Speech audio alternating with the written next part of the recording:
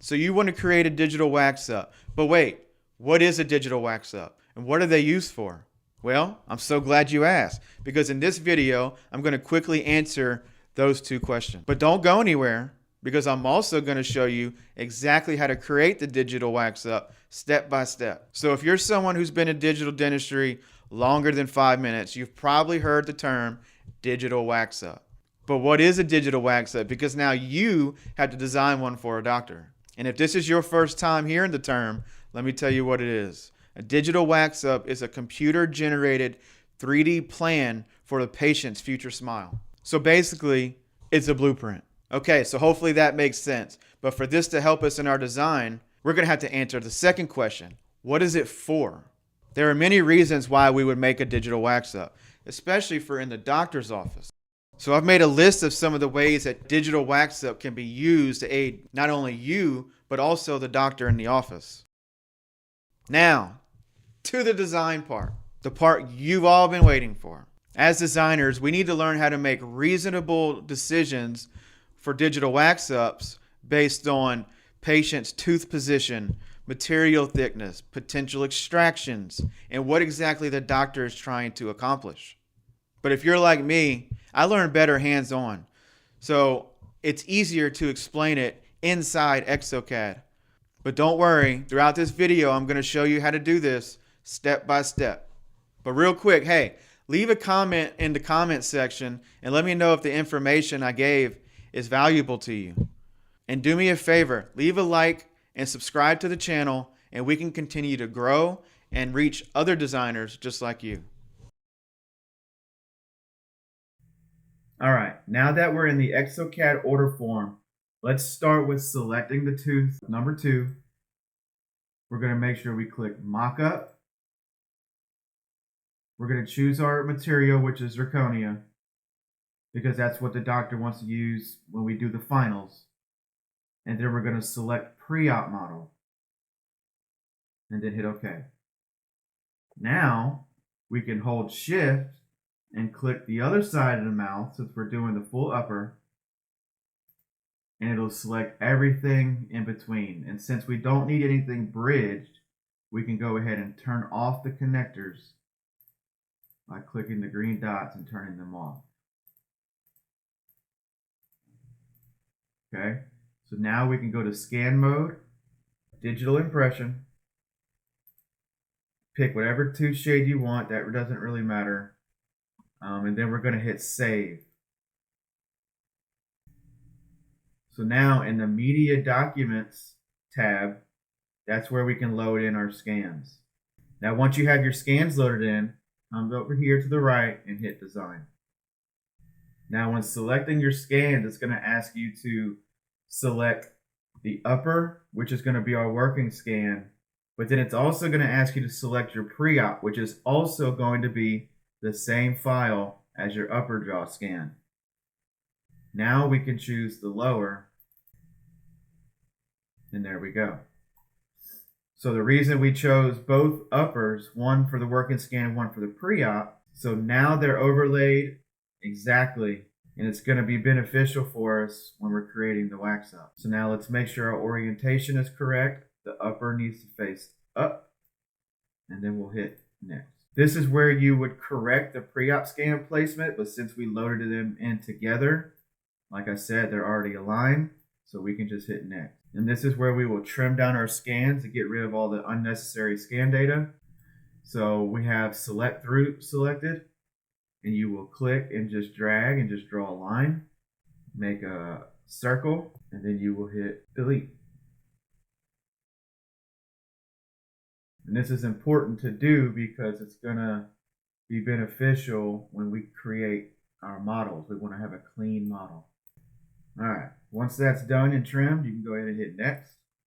We do not want to modify the scan data.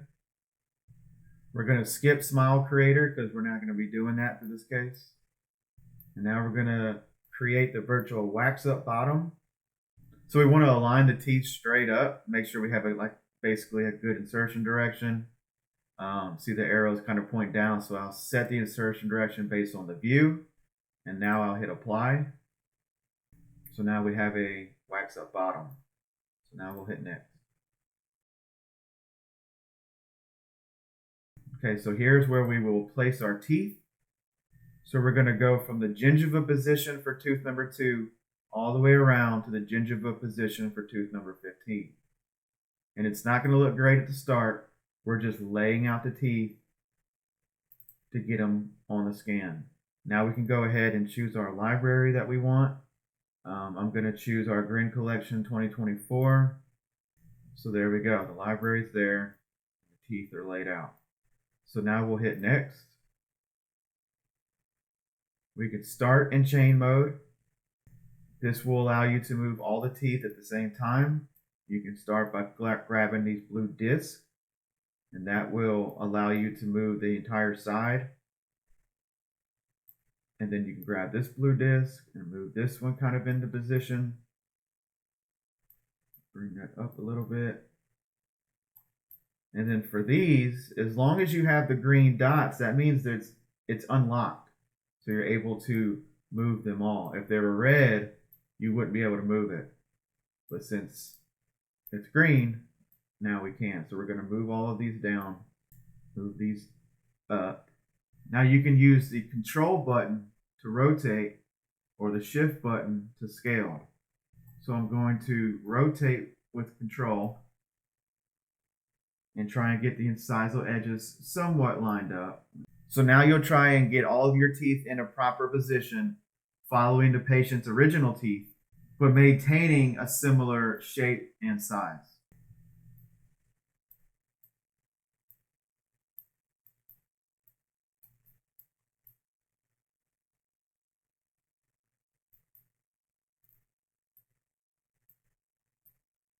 And if you want to lock some teeth in place because you're happy with where you have your design overlaid, then you can just click the green dots, lock them in place, and they won't move, and you can continue to work on the other teeth.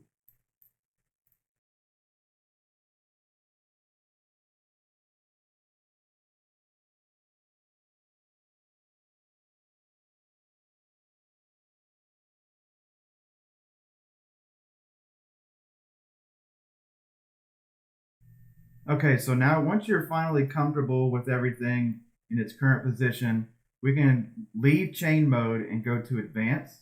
And I like to use the scale tool with the eyeball because that allows you to move and scale in any direction that the arrow points. So I just find it to be the most useful tool. So for right here, like on this number 8, we're going to bring this over because we want to try and give the patient something very similar in size that they had because we want this to be realistic. We don't want to just do our own thing and have, big massive teeth. That's just not normal. It's not going to look natural for the patient. So we want to try and maintain something similar to what they had, but keeping in mind that the restoration that the doctor's going to try to accomplish is going to need a certain amount of thickness after he trims the prep. So we have to make sure that we at least cover, to a certain extent, the patient's original teeth to compensate for the material thickness in the future.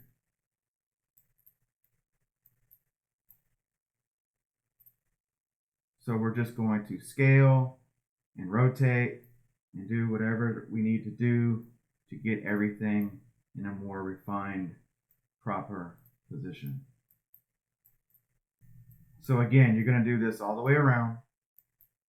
Keeping in mind the buccal side and the lingual side. We want to make sure we get our contacts, make sure our teeth are wide enough. So once you're done with that, we're going to have to make sure our margins are fairly correct. Because again, this has to be realistic. And also, if the doctor wants to make temps, the margins have to be close to where they should be. So if I fade out the design, you can see as of right now, our margins are pretty far off. It's all overlapped onto the gum tissue here. See that? So these need to be adjusted. So we're going to use this morphing tool. And this is going to allow me to grab and just push or pull, whatever you need to do.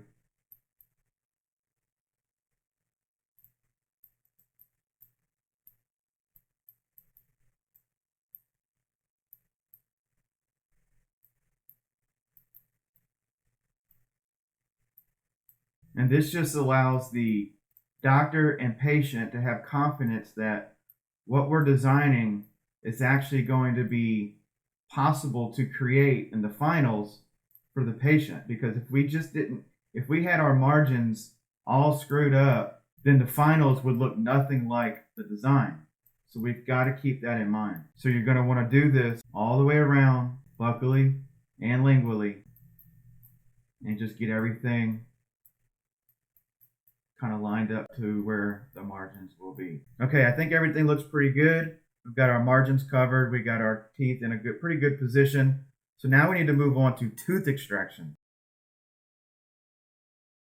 So to do that, we're going to hit Expert. We can go ahead and turn off our design, and we're going to select the jaw we want to extract teeth on. Right click, come down to Extract Tooth. Now you get a couple options. If you extract a tooth, it will leave behind the original tooth as a pre-op, but we already have a pre-op, so there's no need to do that. So we're going to just click No Copy. And what you do is you click the tooth that you want to extract, and it will automatically select it and extract it. Now, if you need to make a correction, because down here I would have liked it to have captured this and extracted that also. So you hit correct and click and kind of paint in that yellow. And when you're happy with that, you will just hit apply. And it will now extract it, capturing that extra little spot there. So then you'll hit extract another, no copy, click the tooth you want to extract, and it will extract it. And we'll do the same thing all the way around until we've extracted all the teeth.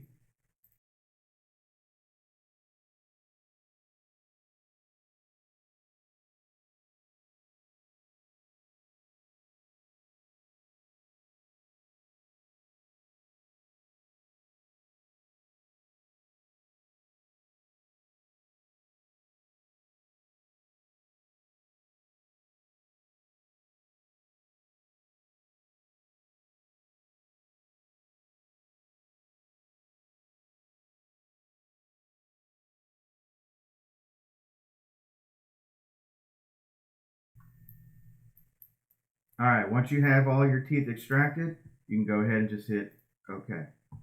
Fits, looks good, and we're ready to move on to the model. If you needed to freeform, smooth, add, take away, whatever you needed to do, this is where you would do that with these tools, but we don't need to do that, so we're going to hit Next. Now we're got the Design Model tab, and we're going to enter that module. So once we're in the model alignment step, the blue and the green squares represent the milling basements on the mill machines. Blue represents top, green represents bottom. So we're going to position our scans somewhere in the middle. I like to turn on my design just to make sure that it is horizontally straight across the best that it can be. And then we want to make sure we have digital wax up model selected on this type, because there are many options, but we want to have the digital wax up model. And then right here, you want to also make sure that you have your printers selected for your lab, and then hit Next. When we're building this model, we want to include the working scan and our new design. So we're going to have to make sure we click full anatomic and then create model. Okay, so now we have a good base on it. Model is built, and we can go on and hit Next. And this is where you will have the option to build the lower if you need it. We can just to have it available. So we'll just hit Create Model, and there we go. Now we have a lower model.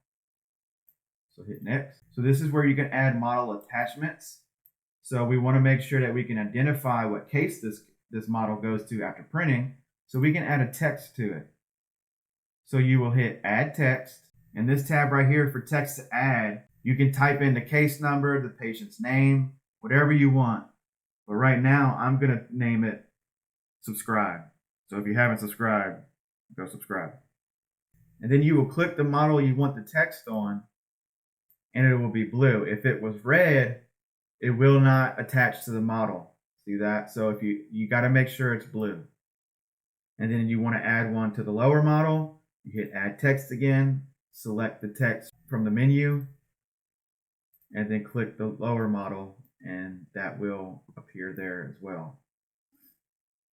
So once you've added all the text that you want, you can hit next. And that's it. So now if we turn off our design, we have a solid model that's ready to go to the print machines. And that's it, guys. I hope you enjoyed this video. I hope you were able to learn something and take something from it to apply to your designs. Again, if you haven't liked and subscribed, please do that for me. That helps us grow, helps us reach other designers just like you. And check out some of my other videos. They may help you as well. And I look forward to seeing you in the next design.